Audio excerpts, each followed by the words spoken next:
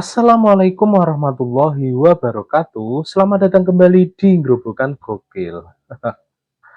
Kok aneh ya, di saat warga pada seneng BBM nggak jadi naik, ada segelintir elit yang malah menyuruh BBM itu dinaikkan. Aduh, aduh, kok bisa ya? Siapakah kira-kira orang tersebut? Langsung saja kita simak video berikut ini. BBM, bahan bakar minyak, yang sekarang ini mengalami masalah kenaikan harga akibat perang di Timur Tengah itu. Maka untuk mengatasi itu, jalan yang pertama yang baik kita laksanakan, harus kita laksanakan, ialah menyelesaikan harganya sesuai dengan harga internasional itu. Karena ada dua hal. Dengan menaikkan harganya, maka subsidi kita berkurang, sehingga fiskal kita tidak terbebani terlalu besar. Kedua, justru kalau kita naikkan harganya, maka pemakaian BBM akan berkurang. Orang akan menghemat.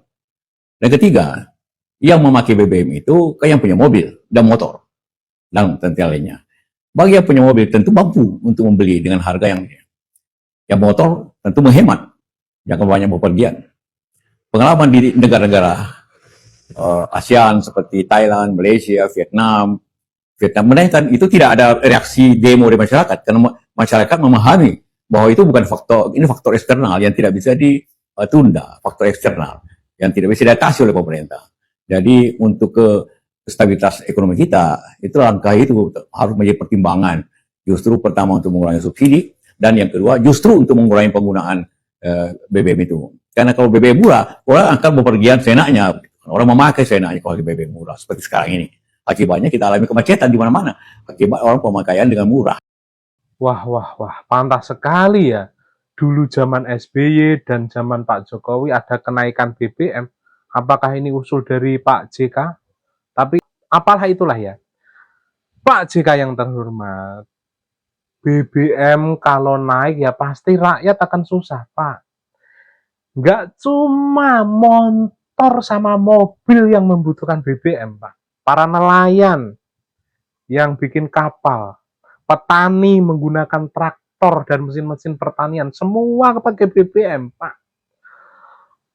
Mobil truk untuk mengangkut bahan-bahan pokok dan lain sebagainya, itu juga membutuhkan BBM, Pak.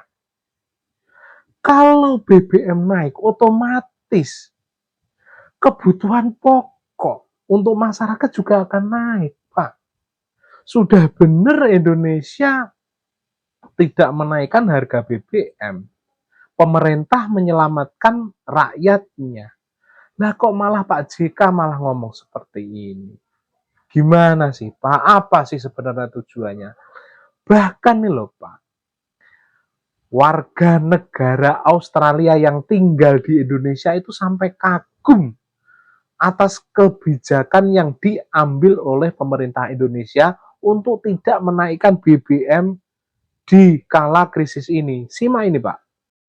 Over the past few weeks, I've been following the news about rising gasoline prices around the world, all connected to the ongoing conflict involving Iran and the disruptions at the Strait of Hormuz. And as I watched prices climbing in country after country, I kept waiting for the same thing to happen right here in Indonesia. Even though I knew Indonesia promised to continue subsidizing gas. And you know what? The price didn't change. I did a double take the first time I really noticed that. I was reading about dramatic price increases elsewhere, and then I went past a petrol station here and thought, wait, that's the same price as last month. Now, I don't pay too much attention to the prices because I usually take a go-car. I don't have my own car anymore. I just take a go-car. So, but I thought it was the same. So I started digging into that. And what I found is actually a really compelling story about a government choosing to protect its own people deliberately at significant cost during a period of genuine global uncertainty. Tuh kan Pak, kagum dengan kebijakan pemerintah Indonesia yang memilih menyelamatkan rakyatnya. Dibanding negara-negara ASEAN yang lain yang semuanya naik BBM-nya Pak. Yang kedua Jokowi, lain kalau Jokowi. Saya membawa Jokowi dari Solo ke Jakarta. Jadi gubernur menang. Terus dua tahun, tiba-tiba diusulkan mau jadi presiden. Saya bilang bahaya ini. Tidak ada pengalaman.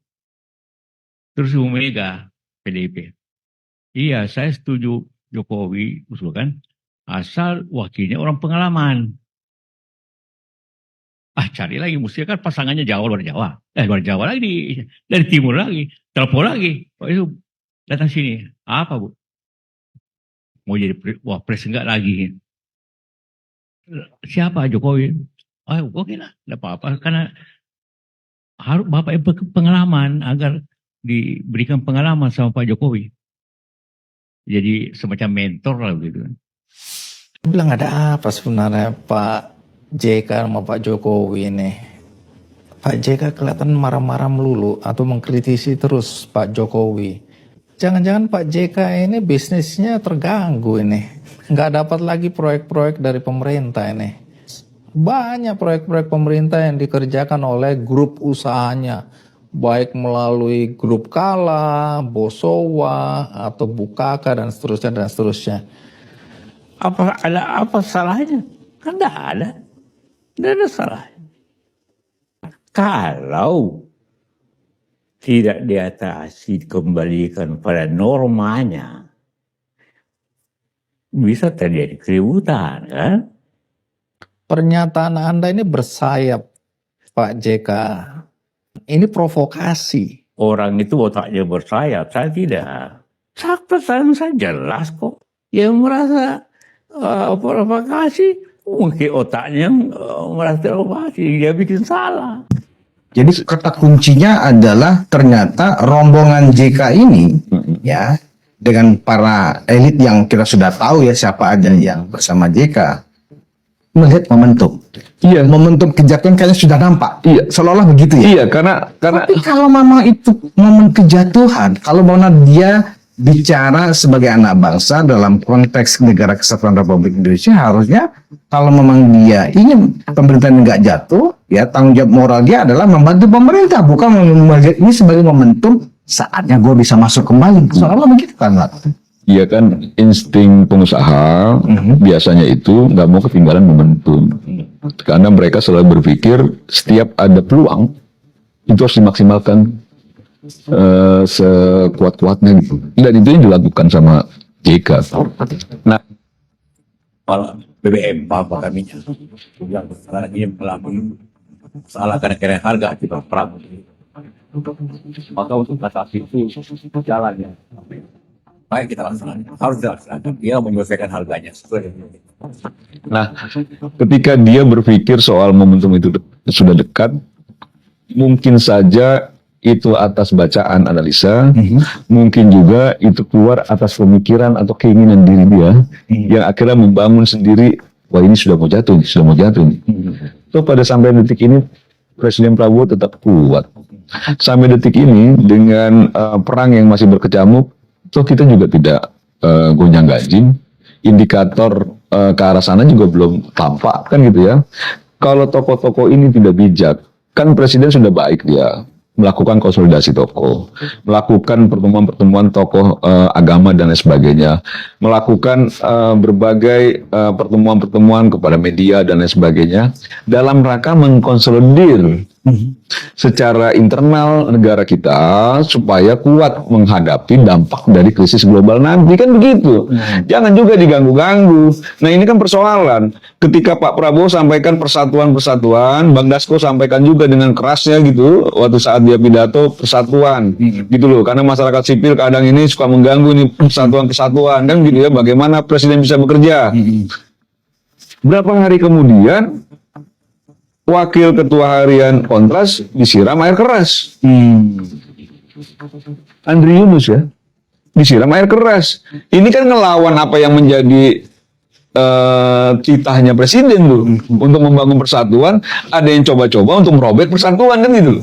Ada yang mau coba-coba menjadikan ini jadi martir. Jadi martir, membangun kekuatan sipil sehingga ini menggelinding menjadi kekuatan rakyat. Akhirnya presiden terdesak kan gitu. Kan begitu tuh ceritanya tuh. Ternyata skenario mereka meleset. Nah, sekarang meleset. Nah, persoalannya sekarang kita ini bukan kita ini aktivis ya, aktivis 98. Nah, orang ketika bicara soal nilai, harusnya apapun yang menjadi kebenaran itu yang diperjuangkan. Itu harus dilawan tuh. Kalau misalnya memang itu menghantam kebenaran itu sendiri. Nah, persoalannya sekarang sudah kelihatan pelakunya siapa. Nggak ada tuh. Ya coba desa-desa, nggak ada tuh demo-demo ke tentara sana. Gitu loh. Tapi kalau polisi, Habis. sudah kayak apa? Harusnya harus fair dong. Jadi ketika misalnya begini, pelaku kekerasan yang tidak bisa kita tolerir itu, kita pun Ramai Nusantara mengutuk itu, gitu ya. Karena menurut kita itu tidak betul-betul tidak, bukan saja tidak terpuji ya, tapi itu menurut kita itu sangat biadab ya. Orang disiram air keras itu kan cacat seumur hidup. Dan sebagai jiwa aktivis menggelora juga, Bu. Gitu. Tapi apakah koalisi masyarakat sipil, teman-teman aktivis yang sekarang ada di mana-mana, mau Kontras, mau YLBHI dan lain sebagainya gitu loh, ketika berkumpul menuntut itu diungkap, tapi siapa? Ya setelah diungkap misalnya pelakunya dari instansi mana? Ada perlawanan keras? Nggak ada, cuma bicara-bicara aja di ruang-ruang publik tuh, nggak ada tuh misalnya mereka demo sana Mabes TNI. Nah, ini enggak kan? Misalnya kan begitu gitu ya. Misalnya bahwa kalau itu perjuangan nilai gitu loh. Nah, persoalan sekarang ini perjuangan nilai atau bukan? Ketika melihat kalau yang ini tidak dilakukan perlawanan keras, tapi kalau misalnya yang coklat mereka keras sekali. Nah, ini menurut gua lagi-lagi bukan nilai. Lagi-lagi masih kalau aktivis masih ada hantu di kepala tuh, maka ketakutan itu kan masih tetap ada. Ya nggak usah jadi aktivis. Karena dulu waktu kita pertama masuk mahasiswa, kita memilih untuk menjadi aktivis, selalu mentor-mentor kita, senior-senior sampaikan, hancurkan hantu di kepala. Karena kita harus berhadapan dengan sesuatu yang membuat diri kita takut. Nah, kalau masih ada rasa takut, menurut gue sih nggak usah jadi aktivis lah. Ini kan soal nilai. Nah sekarang apalagi yang mau diminta? Kan sekarang persoalan orang ingin mendompleng kekuatan sipil untuk menjadi kekuatan masyarakat yang bisa dianggap menumbangkan rezim. Kan begitu kan yang lagi mau dicoba ini. Konsolidasi tokoh dilakukan dan pasti tidak berdiri sendiri tuh. Banyak kepentingan-kepentingan ada di situ. Dan kita juga tahu pasti juga banyak juga yang menunggu di tikungan akhir kan gitu ya dan lain sebagainya. Tapi bahwa secara negara kita harus melihat bahwa kondisi sekarang itu harusnya kita saling jaga ya, karena yang rugi tetap rakyat itu sendiri. Ya. Nah ini menurut gua kan di atas segalanya itu kepentingan rakyat tuh, kepentingan masyarakat. Kita bernegara kan begitu tuh. Kalau bicara bernegara ya. Nah kalau mereka justru mengorbankan rakyat itu sendiri untuk kepentingan kekuasaannya, itu wajib rakyat melawan itu. Karena itu bukan untuk kepentingan kita rakyat gitu, tapi untuk kepentingan mereka aja. Segelintir elit, segelintir kelompok itu yang sedang coba mempertaruhkan segalanya untuk kepentingan mereka.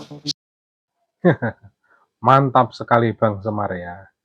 Nah, menggelitik sekali ya ketika Pak JK tadi menyebut bahwa pengalaman Pak Jokowi itu kurang meyakinkan saat jadi wali kota Solo, gubernur Jakarta, dan mau naik tingkat menjadi presiden ya. Bahkan JK itu mengaku sebagai mentor Pak Jokowi. Oke lah, oke. Pak JK. Pak Jokowi itu belum pernah kalah dalam pemilihan langsung. Mulai dari wali kota Solo 2 periode, gubernur Jakarta, dan juga Presiden Republik Indonesia 2 periode. Artinya apa Pak JK? Beliau memiliki kemampuan yang lebih baik dibandingkan jenengan. Faktanya jenengan dulu nyalon capres tidak jadi, tidak terpilih oleh rakyat dan yang dipilih oleh Pak S yang dipilih adalah Pak SBY. Wassalamualaikum warahmatullahi wabarakatuh.